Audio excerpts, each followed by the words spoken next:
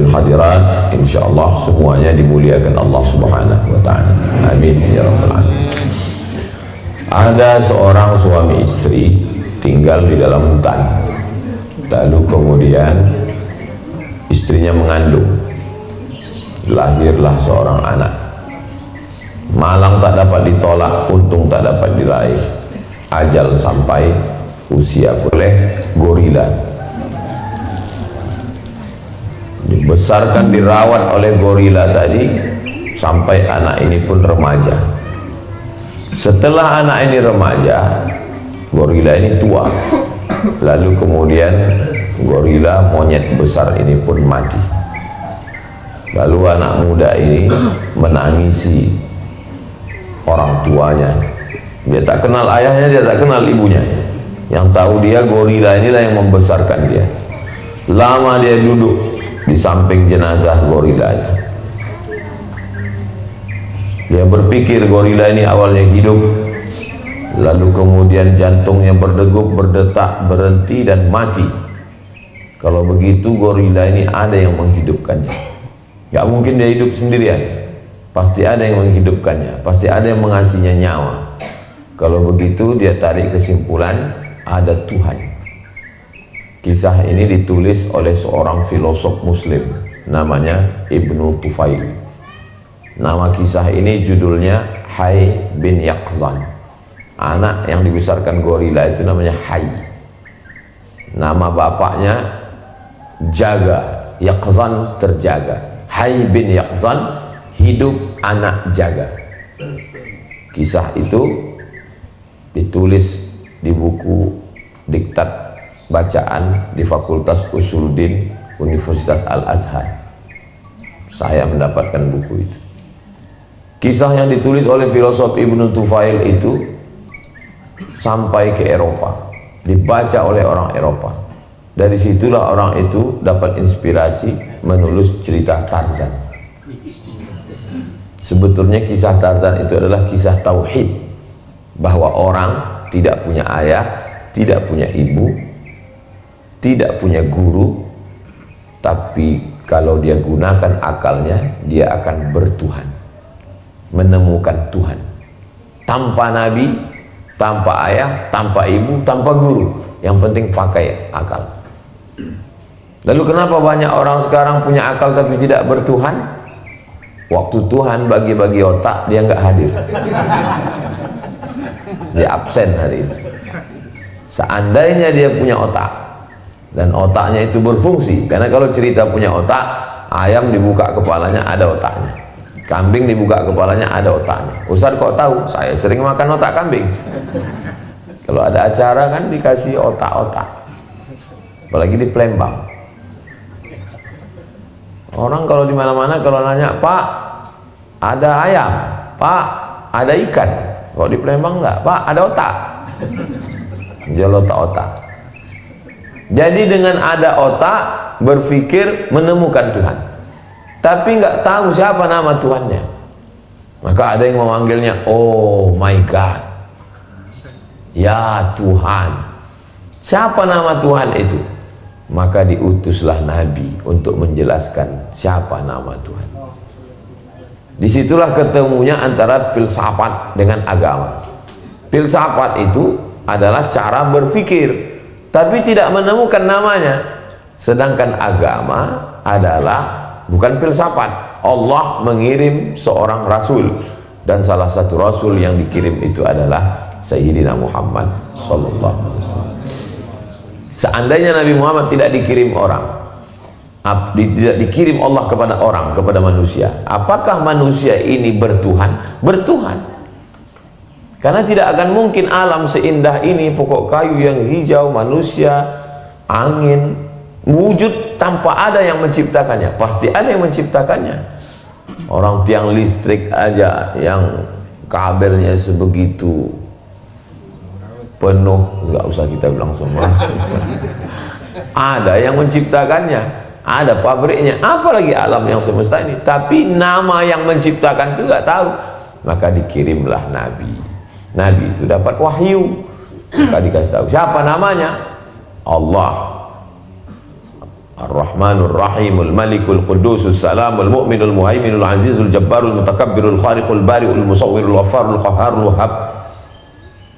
Di mana dia? Wa huwa ma'akum aina ma kuntum. Dimanapun kamu berada, dia ada. Tak perlu kamu cari-cari. Jauh dia apa dekat? Wa nahnu aqrabu ilaihi min hablil warid. Kami lebih dekat daripada urat nadinya sendiri. Kalau memang dia ada, sehebat apa kekuasaannya? Bupati menguasai kabupaten, gubernur menguasai provinsi. Lahu ma fis samawati wa ma fil ard. Semua yang ada di langit, semua yang ada di bumi punya dia. Kalau memang dia ada, bagaimana pengetahuannya? Tahu nggak dia apa yang terjadi? Wa ma tasqutu min waraqatin illa ya'lamuha. Tidak ada daun yang gugur satu pun sekarang detik ini, dia tahu. Wala ratbin wala yabisin. Bumi yang kering, bumi yang basah. Sekarang bumi sekering-keringnya di Riau. Sampai rumput di depan rumah saya menguning sudah.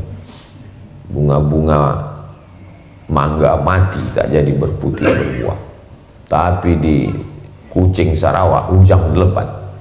Allah Maha tahu. Bagaimana tugas kerja Allah itu? Tu'izzu man tasha wa tuzillu man tasha. Siapa yang mau dinaikkannya ke atas, siapa yang mau diturunkannya ke bawah. Itu kerja Allah. Allah menaikkan orang, Allah menurunkan Allah. Siapa yang sedang dinaikkan Allah? Saya sedang dinaikkan di atas kursi. Nanti tak lama lagi akan turun ke bawah. Kenapa? Menunggu sarapan siang. Itu kerja Allah SWT. Allah ada. Jadi tidak ada kontradiktif antara akal dengan wahyu. Akal dengan wahyu apa bedanya? Akal mencari, sedangkan wahyu menerima. Filosof itu mencari. Sokrates, Aristoteles, Demokritos, Thales. Sedangkan Hercules, Pak Ustadz, dia bukan. Hercules bukan filosof. Hercules itu mitos dari Yunani. Bapaknya lagi sibuk ngurus slot sekarang. Namanya Zeus. Zeus dewa besar dari Yunani. Dewa punya anak namanya Hercules. Zeus di atas, untuk mengamankan dunia dikirimkanlah anaknya namanya Hercules. Zeus di atas bersama dewa-dewa untuk mengamankan dunia, diutus anaknya. Cerita anak punya Tuhan itu dari Yunani, mitos. Kirimlah anaknya. Hercules punya ayah namanya Zeus. Zeus punya anak namanya Hercules. Kok itu? Ya itu saya balik-balik.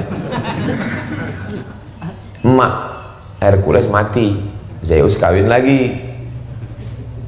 Maka Hercules punya ibu tiri. Ibu tiri Hercules itu setan. Emak tirinya itu. Itulah maka selalu digambarkan setan itu perempuan. Makanya selalu kita dengar ada istilah nenek sihir, mak lampir, nyi blorong, sundel bolong, suster ngesot. Rata-rata setan itu perempuan. Cobalah cari setan laki-laki. Ada, cuma nggak banyak. Genderuwo, vampir, banyak juga yang hafal setan. Kenapa dari cerita Tuhan kita ke setan? Karena memang selalu ada baik dan tak baik. Nah, setelah kita diperkenalkan dengan Tuhan, bahwa Tuhan itu ada menurut akal dan menurut wahyu, Tuhan itu ada. Sekarang bagaimana cara mendekatinya? Bagaimana cara kita mendekati Tuhan itu?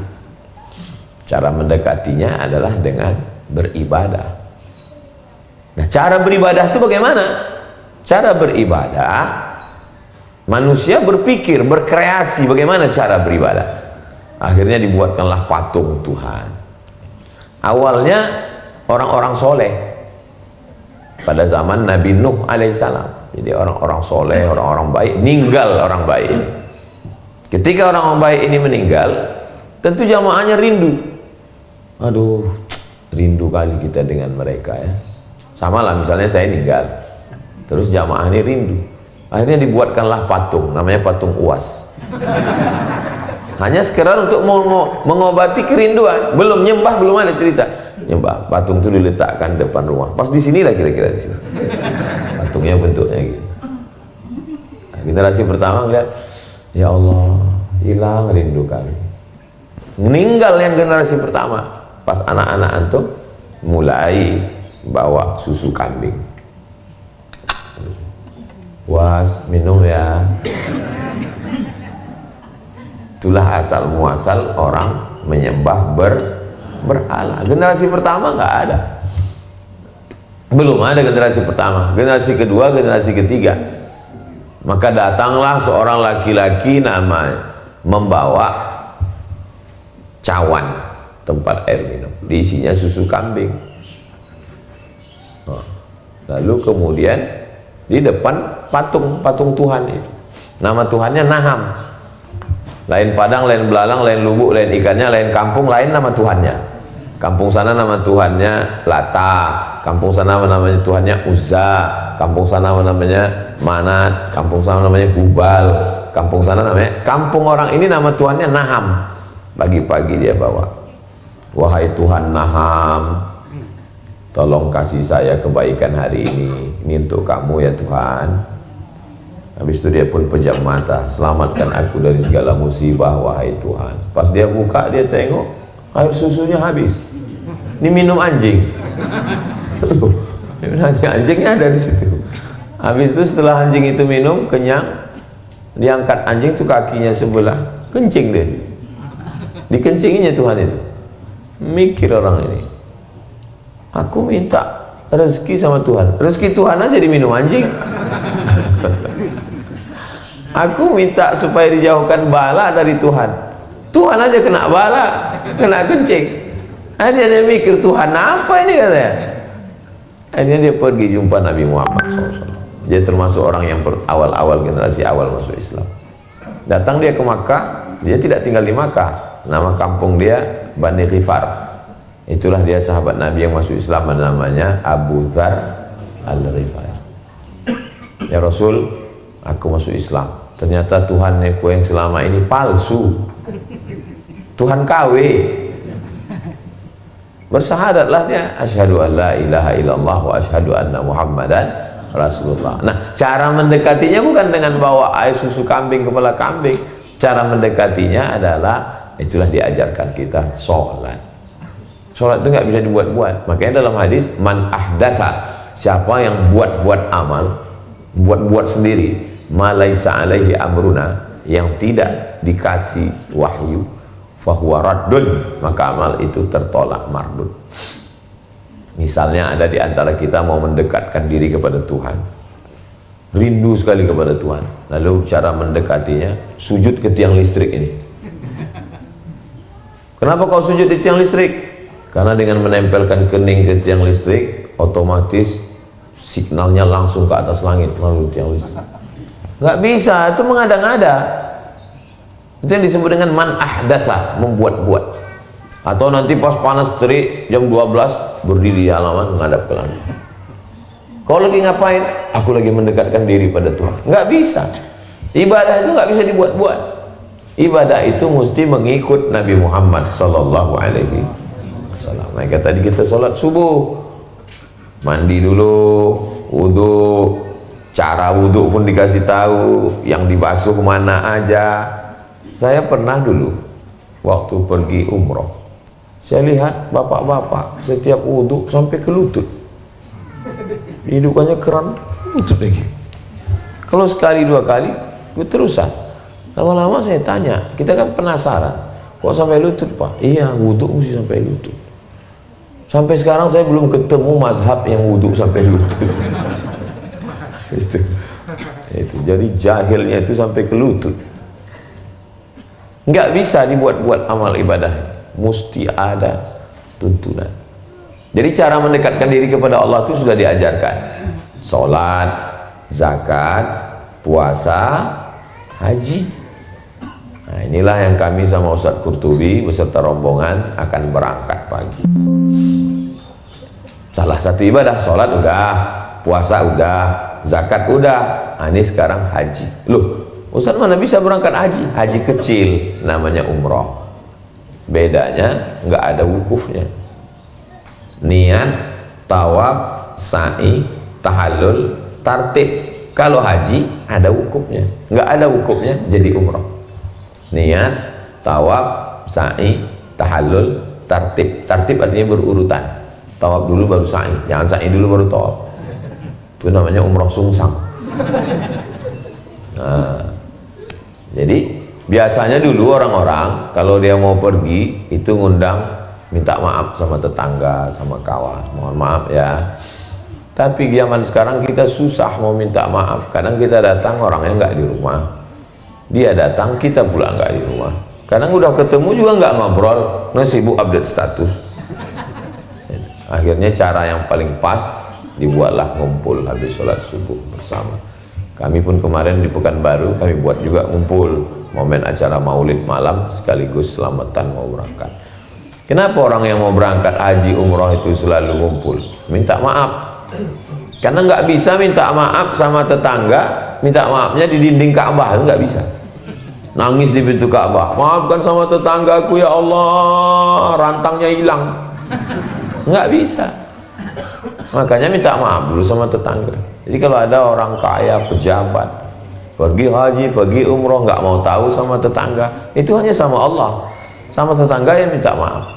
Kenapa mesti minta maaf sama tetangga? Karena bisa jadi kita berangkat dan nggak pulang.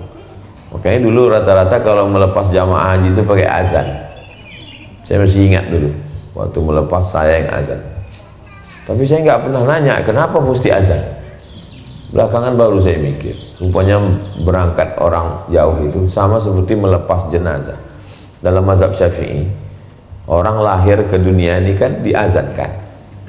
Kalau datangnya diazankan, pulangnya juga diazankan. Dalilnya qiyas.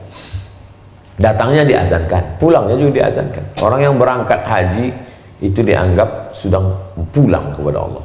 Karena memang zaman dulu pesawat pertama tahun 1976-1977. Sebelum itu orang berangkat naik kapal laut.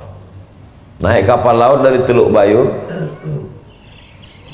Sumatera Barat, berhenti dulu ke Aceh. Nanti habis pulau Sumatera, tidak langsung ke India. Ada pulau di atas pulau Sumatera, namanya Pulau Sabang. Disitulah semua jamaah haji berhenti. Jamaah haji yang dari timur, dari wilayah Papua, dari wilayah Sulawesi, dari Ambon, Maluku, semuanya berhenti di Sabang sebelum ke Mekah. Itulah makanya Aceh itu disebut Serambi Mekah. Papa, kenapa Aceh itu disebut Serambi Mekah? Ya karena di sana dijalankan syariat Islam. Ternyata betul juga. Tapi bahwa semua orang sebelum ke Mekah berhenti dulu di Serambinya. Sampai sekarang asrama hajinya itu masih ada. Jadi kalau jalan-jalan ke Aceh, nyebrang ke Pulau Sabang, pergilah ada, tapi udah jadi hutan. Bangunan-bangunan tua. Jamaah haji semua berhenti situ, baru kemudian melanjutkan perjalanan ke India, dari India lalu kemudian ke Jeddah. Berangkatnya itu sebulan. Berangkat sebulan, di sana sebulan, pulang sebulan. Banyak yang berangkat itu lajang, pulang punya istri. Yang udah punya istri Pak Ustaz pulang punya istri lagi. Gitulah, karena lama di kapal, kenalan kan, sempat kenalan, makan, minum, bawa beras, bawa ayam, bawa semua, akhirnya pulang. Dan banyak pula yang berangkat nggak pulang-pulang, tinggal di Makkah setahun 2 tahun. Itulah dia jadi Imam Nawawi Al-Bantani, tinggal di Makkah. Itulah dia Syekh Mahfuz At-Tirmasi, Syekh Ahmad Khatib Al-Minkabawi, Kiai Haji Hasyim Asy'ari, Kiai Haji Ahmad Dahlan, Kiai Haji Wahab Hasbullah, Kiai Haji Bisri Sansuri. Itu nggak pulang, berangkat ke sana terus belajar. Karena di tiap tiang-tiang Masjidil Haram itu ada syekhnya. Di tiang ini belajar kitab ini. Itu makanya orang dulu nggak ada nyebut S1, S2, S3. Itu kemarin di Makkah 5 tahun, si Anu kemarin di Makkah 7 tahun, si Anu kemarin di Makkah 10 tahun. Kenapa selalu yang disebut itu tahunnya? Karena semakin lama dia di sana, semakin banyak khatam kitab. Karena menghatamkan kitab, khatam Sahih Bukhari 2 tahun, khatam Sahih Muslim, khatam Sunan Ibnu Majah, khatam Sunan, khatam kitab ini, khatam. Begitu dulu sistemnya. Kalau sekarang, Syahanu kemarin kuliah 14 tahun, DO. Karena sekarang nggak pakai sistem itu lagi. Sekarang udah pakai sistem SKS, makin cepat, makin baik selesai. Apalagi sekarang ada peraturan nggak perlu lagi nulis skripsi segala macam. kampus harus cepat. Kalau zaman dulu kalau terlambat kampus mahasiswanya dimarahi, kenapa lambat? Kalau sekarang kalau ada lambat yang dimarahi rektornya, cepat selesaikan, tamatkan. Tapi ini bodoh Pak, tamatkan aja. Akhirnya lahirlah sarjana-sarjana bodoh yang akan menghancurkan negeri. Insya Allah Allah selamatkan Indonesia. Jadi Allah Subhanahu wa Ta'ala cara mendekatinya dengan sholat udah, dengan zakat udah, dengan puasa udah, dengan haji. Mudah-mudahan kita tanamkan niat, Allah bukakan pintu rezeki, kita bisa melaksanakan haji. Nah, umroh ini adalah salah satu cara mendekatkan diri kepada Allah. Kalau sholat tegak, ruku, i'tidal, sujud, duduk antara dua sujud, sujud lagi, duduk, tasyahud, salam. Kalau umroh tidak begitu ibadahnya. Ibadahnya berputar. Ternyata matahari di tengah, lalu bumi berputar mengelilingi. Putarnya tidak ke kanan, tapi berputar seperti putaran orang tawaf. Malaikat-malaikat juga begitu. Di tengahnya namanya Al-Baitul Ma'mur, malaikat berkeliling. Jadi ada 3 di dunia ini yang bentuk ibadahnya sama, di tempat yang berbeda dengan makhluk yang berbeda. Malaikat mengelilingi Al-Baitul Ma'mur, lalu kemudian planet-planet Neptunus, Merkurius, Pluto, Mars mengelilingi matahari, dan manusia mengelilingi Ka'bah. Inilah ibadah yang tidak bisa dilakukan di Tangsel. Kalau sholat bisa, kalau puasa bisa, tapi mengelilingi nggak bisa. Misalnya habis selesai ini lalu kita ngelilingi tiang listrik ini, subhanallah walhamdulillah wala, langsung kita ditangkap penistaan agama. Nggak bisa. Nah, ini ibadah ini hanya bisa di sana. Nah, maka panjang umur, sehat badan, Allah berikan rezeki, kita bisa mengelilingi Ka'bah insyaallah. Dan 3 makhluk ini ucapannya sama.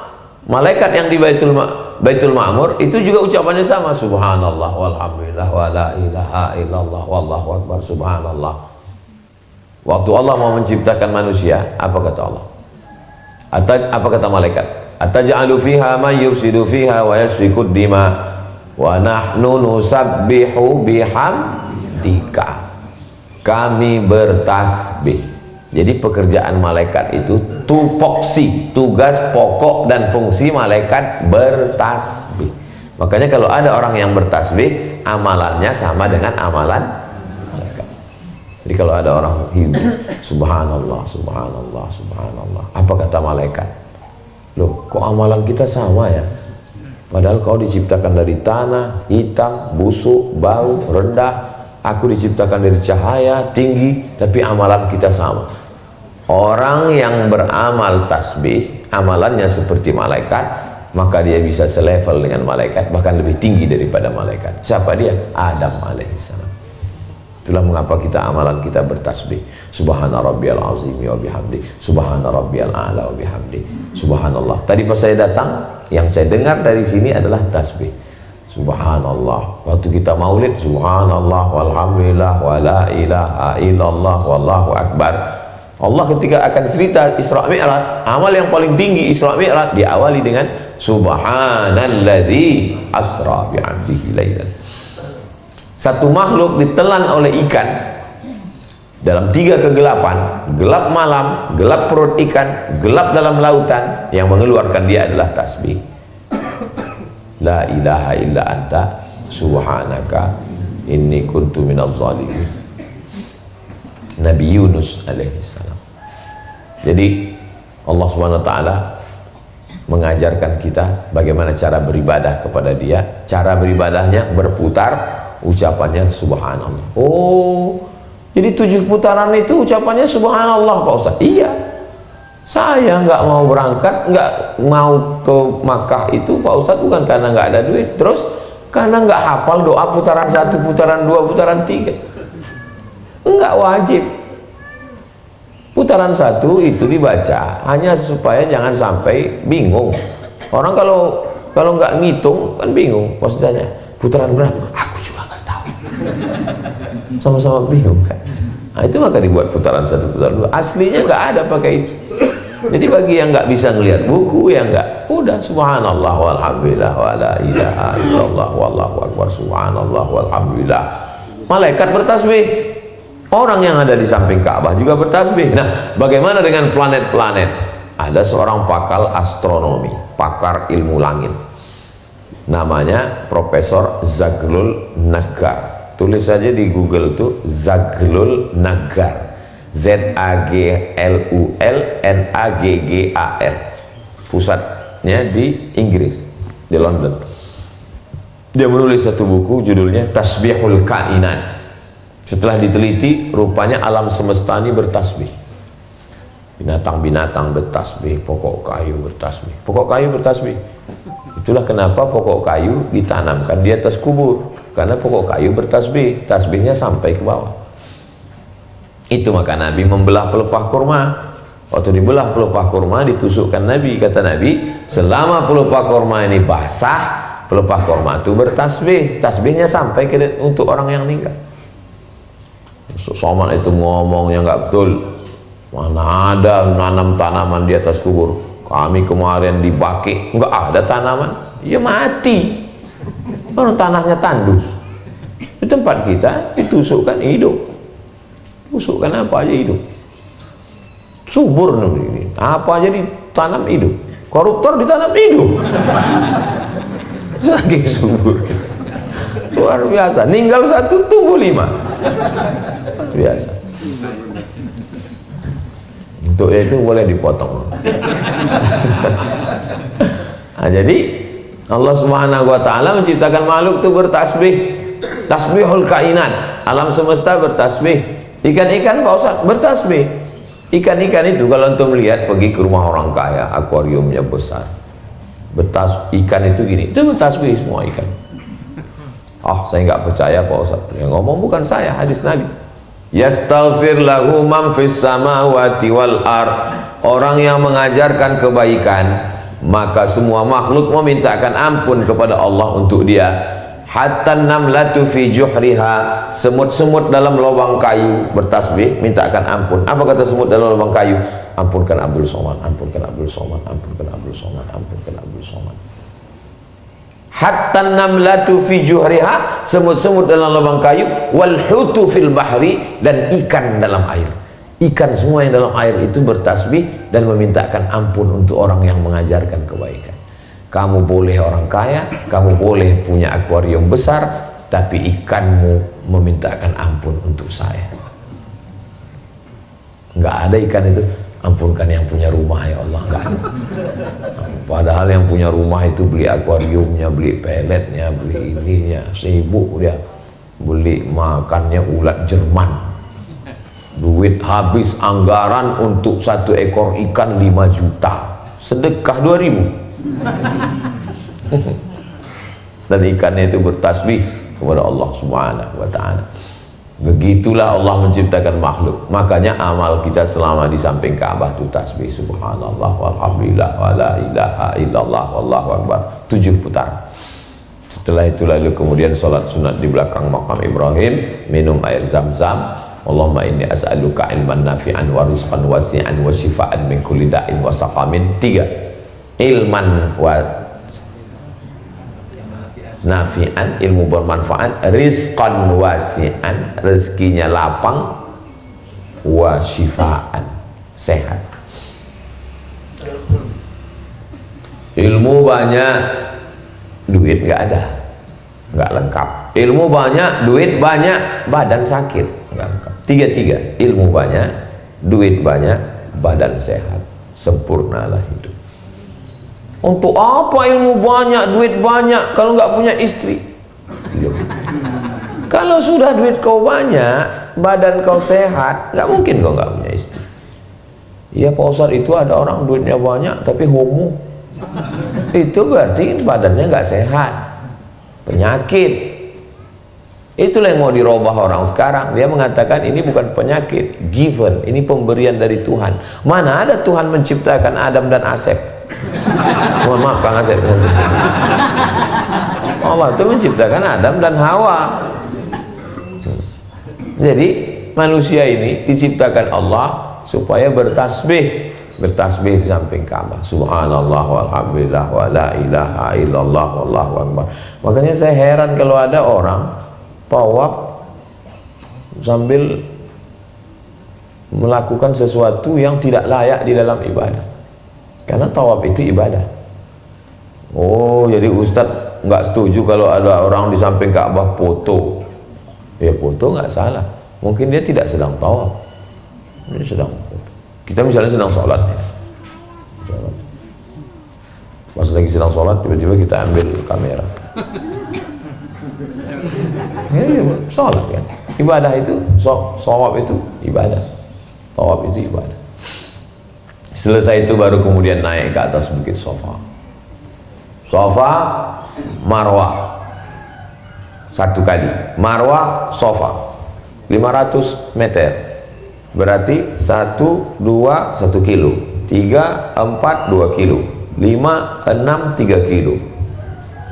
7, 3 kilo setengah. 3 kilo setengah. Lalu kemudian sebetulnya hikmah yang diambil dari situ adalah bahwa kita melaksanakan sa'i. Kita laki-laki capek berjalan, padahal dulu yang berjalan di antara Safa dan Marwah itu perempuan namanya Hajar, punya anak namanya Ismail. Nangis Ismail, nggak ada air. Naiklah Hajar ke atas bukit Safa, nggak ada air. Naik ke atas bukit Marwah, nggak ada air. Turun dia ke bawah, turun ke bawah, rupanya airnya ada dari tumit Ismail. Air itu memancar dari tumit Ismail. Itu disebut dengan air Zam-Zam. Zam-Zam artinya berkumpul. Zam-Zam, berkumpullah semua mata air di dunia ini. Induknya Zam-Zam, nggak kering-kering sampai sekarang, dan kita semua sudah meminumnya, baik yang Zam-Zam asli maupun yang oplosan. Gitulah Allah Subhanahu wa ta'ala. Apa pelajaran dari sini? Bahwa mencari air itu wajib, tapi yang mendapatkan air belum tentu yang lari. Yang lari potang-panting belum tentu mendapatkan air. Malah yang belum bisa jalan dari tumit dia. Bapak nyari rezeki potang-panting. Bapak mau kemana Pak? Ngambil bambu. Bapak mau kemana Pak? Nyari mata kail pancing. Bapak kemana Pak? Nyari cacing, nyari kodok untuk mancing. Bapak yang mancing pulang nggak dapat ikan. Yang di rumah nggak mancing malah dapat ikan. Ibu ternyata dapat ikan udah matang, udah gulai langsung. Apa kata si ibu? Apa kamu pagi-pagi belum sholat subuh udah pergi nyari ikan? Ini saya udah dapat ikan matang dikasih tetangga sebelah. Boleh jadi ibu dapat ikan itu dari usaha si bapak, dan bapak juga jangan berkecil hati. Boleh jadi bapak tidak dapat ikan, tapi Allah kasih ikan yang lebih baik, ikan matang. Tapi jangan gara-gara cerita ini bapak besok nggak jadi mancing. Pas ditanya, mas, bang, kamu gak mancing? Kalau Allah mau berkehendak, itu kehendak Allah, tapi kita disuruh berusaha. Mencari rezeki wajib, tapi yang mendapatkan rezeki belum tentu yang mencari.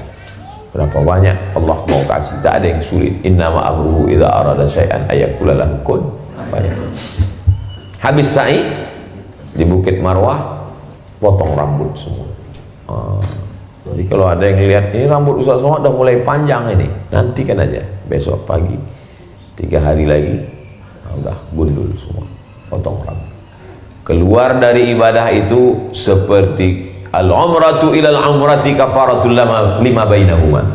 Selesai ibadah umrah itu maka bersih dari dosa-dosa seperti bayi yang keluar dari rahim ibu.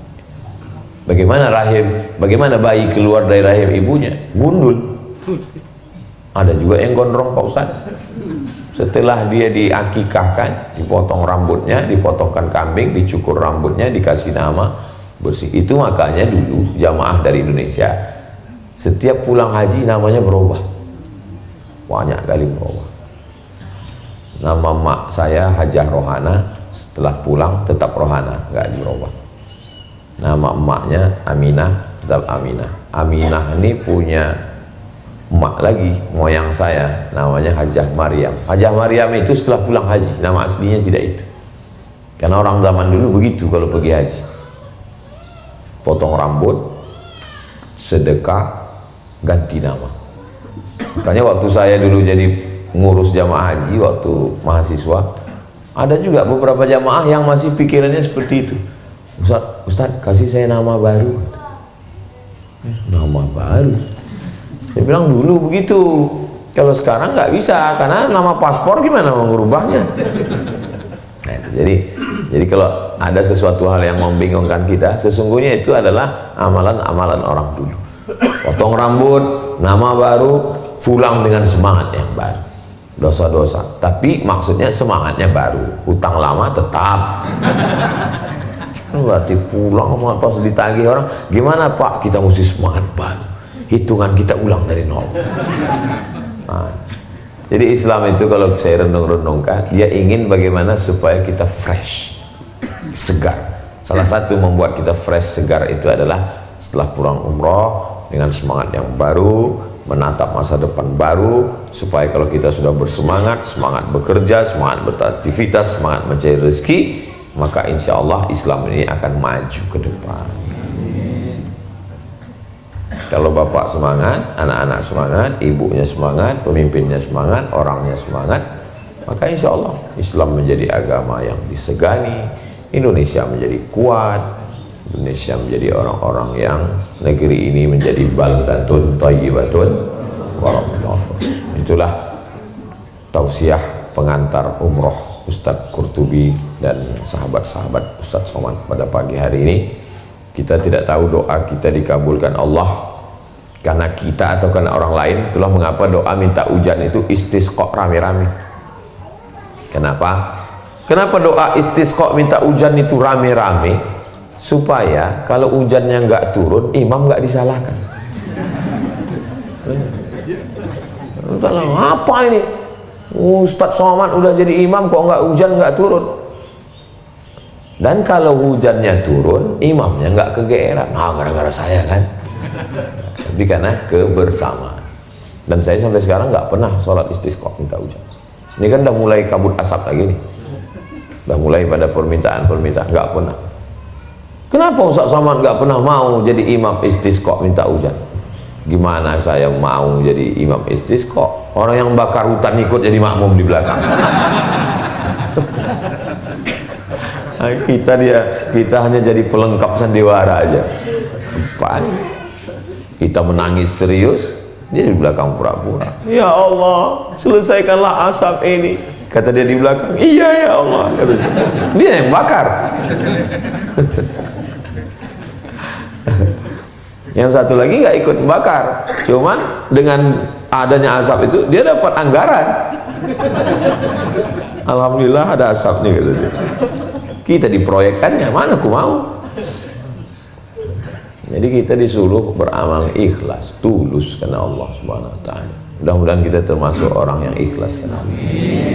Ini orang-orang ikhlas, orang-orang baik. Di akhir majelis ini mari kita sama berdoa kepada Allah. Mudah-mudahan keberangkatan ini diberkahi Allah. Selamat pergi, selamat di sana selamat, selamat pulang, dan setelah itu mendapatkan umrah yang makbulah insyaallah. Al-hazin ini untuk niat yang baik. Al-Fatihah. A'udzubillahi minasyaitonirrajim. Bismillahirrahmanirrahim. Alhamdulillahirabbil alamin arrahmanirrahim maliki yaumiddin iyyaka na'budu wa iyyaka nasta'in. Ihdinas siratal mustaqim siratal ladzina an'amta 'alaihim ghairil maghdubi 'alaihim waladdallin. Amin. Allahumma shalli ala sayyidina Muhammad wa ala ali sayyidina Muhammad. Assalamualaikum ya Rasulullah. Allahumma ja'al umratana umratan maqbulah. Jadikanlah umrah yang kami laksanakan umrah yang diterima di sisimu sebagai amal ibadah. Allahumma ja'alna minal mukhlasin. Jadikan kami orang yang ikhlas. Allahumma aftah lana abwabal khair wa abwabal ni'mah wa abwabal barakah. Bukakan untuk kami pintu-pintu kebaikan, pintu-pintu nikmat, pintu-pintu barakah. Ya Fattah, Engkau yang membukakan segala yang tertutup. Iftah lana abwabar rizq. Bukakan untuk kami pintu rezeki supaya kami bisa berhaji dan berumrah ke Baitullah. Rabbana ja'alna muqimas salah, jadikan kami orang yang menegakkan salat, wa min dzurriyyatina, sampai kepada anak cucu keturunan kami. Bismillahirrahmanirrahim. Alhamdulillahirabbil alamin arrahmanir rahim maliki yaumiddin. Iyyaka na'budu wa iyyaka nasta'in. Ihdinas siratal mustaqim. Siratal ladzina an'amta 'alaihim ghairil maghdubi 'alaihim waladdallin. Amin. Allahumma awsil thawaba ma qara'nahu min suratil Fatihah. Sampaikanlah pahala bacaan dari surat Al-Fatihah, tahtim, tahlil, ayat, surat, zikir yang kami baca kepada almarhum ayahanda Haji Mujtabah beserta wa furu'ihi wa usulihi beserta keluarganya, wa ila arwahi abaina wa ummahatina, almarhumah ibu, almarhum ayah kami, man ahsana ilaina, orang-orang pernah berbuat baik pada kami belum sempat kami membalasnya. Allahumma ja'al kuburahum rawdatan min riyadil jinan, jadikan kuburnya salah satu dari taman surga. La taj'al kuburahum hufratan min hufarin niran, jangan jadikan kuburnya salah satu dari lubang neraka.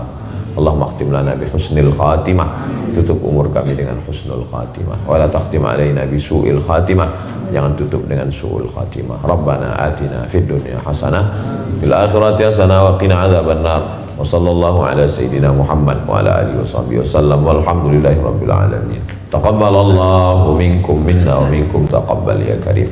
Terima kasih atas segala perhatian, mohon maaf atas segala kesilapan dan kekhilafan. Aqulu qawli hadza astaghfirullah li wa lakum. Wassalamualaikum warahmatullahi wabarakatuh.